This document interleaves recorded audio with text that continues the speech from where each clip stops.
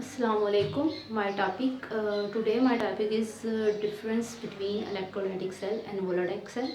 दोनों ही electrochemical cell है जिसमें एक एनर्जी जो है दूसरी एनर्जी में कन्वर्ट हो रही है। अब जो इलेक्ट्रिकल सेल है, इलेक्ट्रोलाइटिक सेल है सॉरी, उसमें इलेक्ट्रिकल एनर्जी जो है वो केमिकल एनर्जी में कन्वर्ट हो रही है। और इसका जो सेल का सेटअप है वो इस तरह से है कि इसमें एनोड है, कैथोड है और बैटरी लगी हुई है और वायर अटैच है around the cell.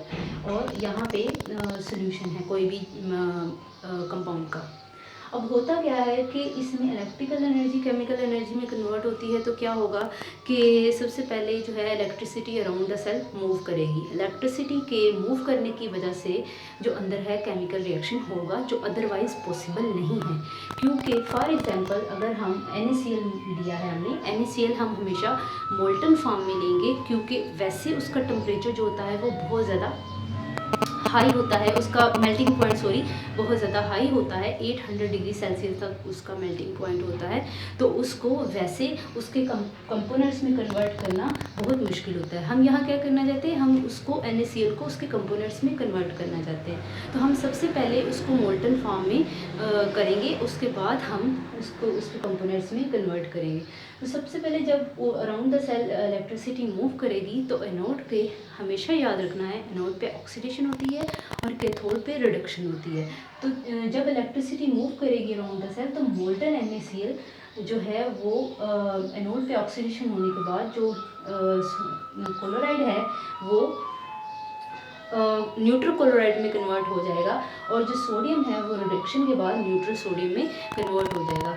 Sodium +1 form में मोस्ट स्टेबल होता है और क्लोराइड -1 फॉर्म में मोस्ट स्टेबल होता है, क्योंकि सोडियम की टेंडेंसी होती है इलेक्ट्रॉन निकालने की और क्लोराइड की होती है इलेक्ट्रॉन लेने की। तो उनको उसकी न्यूट्रल फॉर्म में उससे कन्वर्ट करना बहुत मुश्किल है, जो कि इलेक्ट्रोलाइटिक सेल से पॉसिबल होगा। अब यहाँ पे नॉन स्पॉन्टेनियस रिएक्शन होगा। आप देख ही चुके हैं ये नॉन स्पॉन्टेनियस कैसे है कि ये वैसे हो ही नहीं सकता। इसको करवाने के लिए हमें बाहर से इलेक्ट्रिसिटी प्रोवाइड करनी पड़ती है, ठीक है।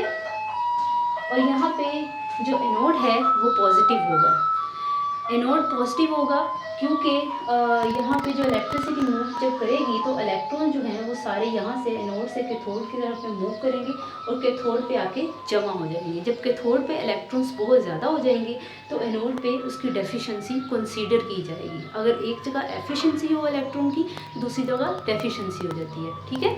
तो एनोड की डेफिनेशन यही है कि उसके ऊपर होती है ऑक्सीडेशन है, चाहे उसके ऊपर पॉजिटिव चार्ज आए चाहे उसके ऊपर नेगेटिव चार्ज आए।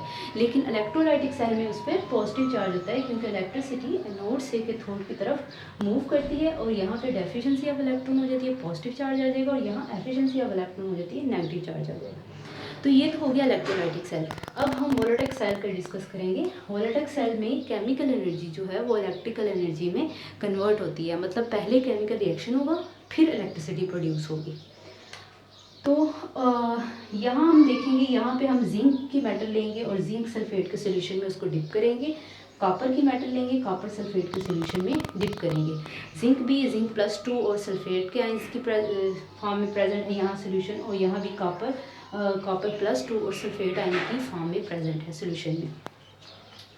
तो यहाँ पे दरमियान में सॉल्ट ब्रिज लगाया गया है। तो क्या होगा कि जब यहाँ पे एनोड है जो वो हमेशा ऑक्सीडेशन करता है, मतलब उसके ऊपर ऑक्सीडेशन ही होती है, तो वो क्या करेगा कि अपने इलेक्ट्रॉन्स निकालेगा और जिंक आयंस को सोल्यूशन में देना शुरू कर देगा। ऑक्सीडेशन मीन्स इलेक्ट्रॉन निकालना, रिडक्शन मीन इलेक्ट्रॉन देना, ठीक है। तो ये जो है अपने इलेक्ट्रॉन्स जो है रिमूव करेगा। जिंक की होगी यहाँ पे आयनाइजेशन,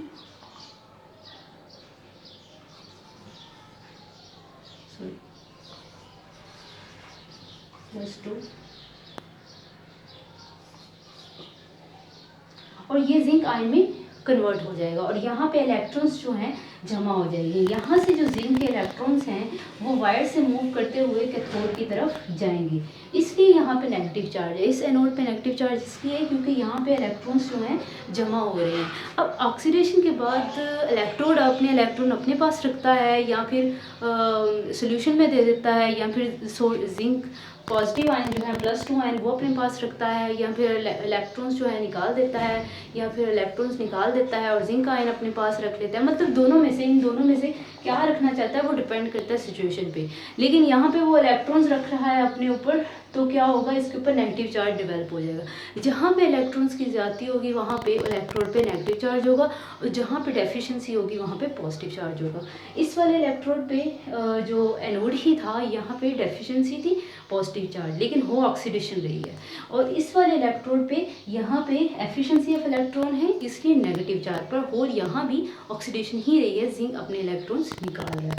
तो जिंक के इलेक्ट्रॉन्स जो है यहाँ से मूव करते हैं, देखिए इलेक्ट्रिसिटी प्रोड्यूस हो गई है, zinc electron around the cell wire में मूव कर रहे हैं, तो केमिकल रिएक्शन यहाँ पे ऑक्सीडेशन की वजह से इलेक्ट्रिसिटी प्रोड्यूस हुई। और ये होता ही क्यों है, यहाँ से यहाँ इलेक्ट्रॉन्स क्यों मूव करते हैं, हमेशा जो है वो इलेक्ट्रिसिटी हायर पोटेंशियल से लोअर पोटेंशियल की तरफ मूव करती है, और ये सेल वर्क करता है पोटेंशियल डिफरेंस की वजह से बिटवीन टू इलेक्ट्रोड। ठीक है, तो यहाँ से इलेक्ट्रॉन्स जो हैं ये इस कॉपर की मेटल पे आना शुरू हो जाएंगे। अब कॉपर पे क्या हो रहा है, कॉपर पे रिडक्शन हो रही है। जितने भी कॉपर +2 आयंस हैं सोल्यूशन में, वो यहाँ से इलेक्ट्रॉन्स तो है ना कॉपर पे, ऐसा तो नहीं है इलेक्ट्रॉन्स नहीं है, देखो ऊपर से वायर से मूव करते हुए कॉपर में आ रहे हैं, कैथोड है, लेकिन कैथोड पे पॉजिटिव चार्ज हो या नेगेटिव चार्ज हो, बिल्कुल एनोड की तरह होगी, वहाँ पे रिडक्शन ही। तो यहाँ से कॉपर +2 जो आयंस हैं वो इलेक्ट्रॉन एक्सेप्ट करेगी, ये जो इलेक्ट्रॉन ऊपर से मूव करते इधर आ रहे थे, तो वो कॉपर मेटल में कन्वर्ट हो जाएंगे और कॉपर इलेक्ट्रोड के ऊपर डिपॉजिट हो जाएंगे। ठीक है, तो सोल्यूशन में से जा जाके इसके ऊपर डिपॉजिट होना शुरू हो जाएंगे। ये रिएक्शन जो है स्पॉन्टेनियस है, क्योंकि इसमें हम बाहर से कोई भी एनर्जी नहीं निकाल रहे, बल्कि खुद हम इलेक्ट्रिसिटी प्रोड्यूस कर रहे हैं, ये रिएक्शन खुद ब खुद हो रहा है। ओके, तो ये कॉपर मेटल जो है इसके ऊपर डिपॉजिट होना शुरू हो जाएगी, और क्या होगा कि इन दोनों में अब चार्ज का जो इम्बैलेंस क्रिएट हो चुका है। यहाँ पे जिंक +2 आयन बहुत ज़्यादा हो गए हैं, क्योंकि इलेक्ट्रोड ने भी अपने जिंक +2 आयन्स दे दिए हैं, तो यहाँ पे जिंक +2 आयंस बहुत ज़्यादा हैं, और यहाँ पे सल्फेट आयंस बहुत ज़्यादा हो गए हैं, क्योंकि जो कॉपर के आयंस थे वो इसके ऊपर डिपॉजिट हो के ख़त्म हो गए हैं। ठीक है, यहाँ पे सल्फेट नेगेटिव चार्ज ज़्यादा है, यहाँ पे जिंक +2 की वजह से पॉजिटिव चार्ज ज़्यादा है।